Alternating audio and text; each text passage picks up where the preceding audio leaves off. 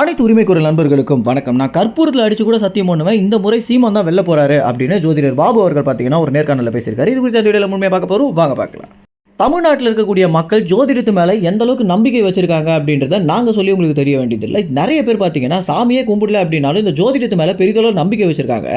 இதற்கு ஒரு உதாரணமே ஜோதிடர்கள் சொல்லக்கூடிய ஒரு கருத்து அப்படின்னு சொல்லலாம்.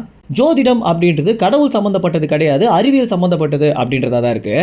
பெரும்பாலான மக்கள் கடவுள் மேலேயே நம்பிக்கை இல்லை அப்படின்னாலுமே இந்த வாஸ்து, ஜோசியம், சம்பிரதாயம் இதுங்க மேலெல்லாம் பெரிய நம்பிக்கையை வச்சிருக்காங்க. இன்னும் சொல்ல போனா பெரியார் வழி அப்படின்னு சொல்லக்கூடிய நிறைய பேர் பார்த்தீங்கன்னா இந்த ஜோதிடத்து மேலேயே நம்பிக்கை வச்சிருக்காங்க. ஏன்னா ஜோதிடம் அப்படின்றது அறிவியல் தானே, அறிவியல் பூர்வமாக எது சொன்னாலும் அது ஏற்றுக்க வேண்டியதானே அப்படின்றது அவங்களுடைய கூற்றாக இருக்கு.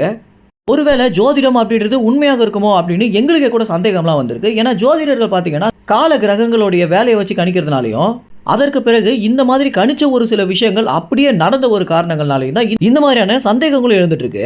இதற்கு ஒரு உதாரணமே நாம் தமிழ் கட்சியின் தலைமை ஒருங்கிணைப்பாளரான சீமான் அப்படின்னு சொல்லலாம். ஏற்கனவே ஜோதிடர் பாபு பார்த்தீங்கன்னா சீமான் 1% வாக்கு வங்கி வாங்குவாரு அப்படின்னு சொல்லிய போதும் அதற்கு ஏற்ற மாதிரி சீமான் 1% வாக்கு வங்கி வாங்கினதும் அதற்கு பிறகு சீமான் 7% வாங்குவாரு அப்படின்னு சொல்லும்போது கொஞ்சம் கூட பிசுறு தட்டாம சீமான் அப்படியே 7% வாக்கு வங்கி வாங்கினதும் எப்படி இவங்களால கணிச்சு கரெக்டாக சொல்ல முடியுது அப்படின்ற ஒரு சந்தேகம் எல்லாருக்குமே எழதான் செய்யுது.